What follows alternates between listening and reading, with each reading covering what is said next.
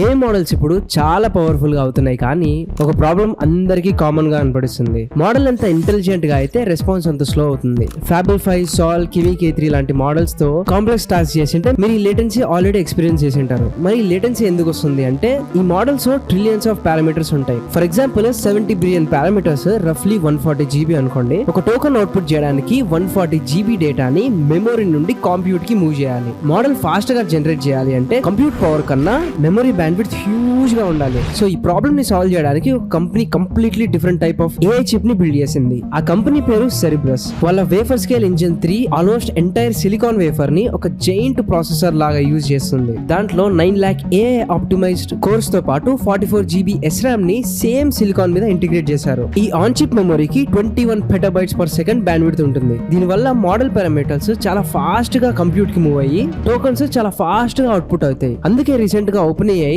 Cerebrus hardware మీద GPT 5.6 సాల్ model ని రన్ చేస్తే 750 టోకన్స్ పర్ సెకండ్ జనరేట్ చేసింది, which is very very insane. ఎందుకంటే ఇదే GPU మీద రన్ అయితే జస్ట్ 140 టోకన్స్ పర్ సెకండ్ మాత్రమే అవుట్పుట్ అయ్యేవి. సో ఇందుకు OpenAI Cerebrus తో 750 megawatt of ultra low latency compute capacity కోసం పార్ట్నర్షిప్ చేసింది. అంతేకాదు OpenAI వాళ్ళు వాళ్ళ సెలెక్టెడ్ కస్టమర్స్ కి ప్రీమియం ప్రైజెస్ కి అల్ట్రా ఫాస్ట్ మోడ్ అని కొత్త సర్వీస్ కూడా స్టార్ట్ చేశారు. Cerebrus ఒక్కటే ఈ మెమరీ బ్యాండ్విడ్త్ బాటిల్ నెక్ మీద వర్క్ చేయట్లేదు. గూగుల్ కూడా రీసెంట్లీ మోడల్ వెయిట్స్ ని చిప్ లోనే ఎంబెడ్ చేసి Frozen 2 అనే చిప్ ని టీజ్ చేశారు. సో బికాస్ ఆఫ్ దిస్ ఈ హెవీ మోడల్స్ అన్ని ఫాస్టర్ అయ్యే ఛాన్సెస్ ఉన్నాయి. అండ్ ఇలాంటి ఇన్ఫర్మేషన్ రోజు మీ ఫీడ్ లోకి రావాలి అంటే ఫాలో చేసి పెట్టుకోండి.